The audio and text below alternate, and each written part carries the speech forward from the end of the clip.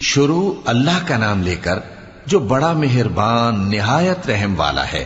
حامیم، یہ کتاب اللہ کی طرف سے نازل ہوئی ہے جو غالب ہے، حکمت والا ہے۔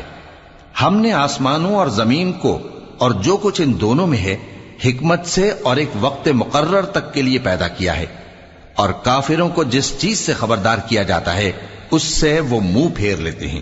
کہو کہ بھلا تم نے ان چیزوں کو دیکھا ہے جن کو تم اللہ کے سوا پکارتے ہو؟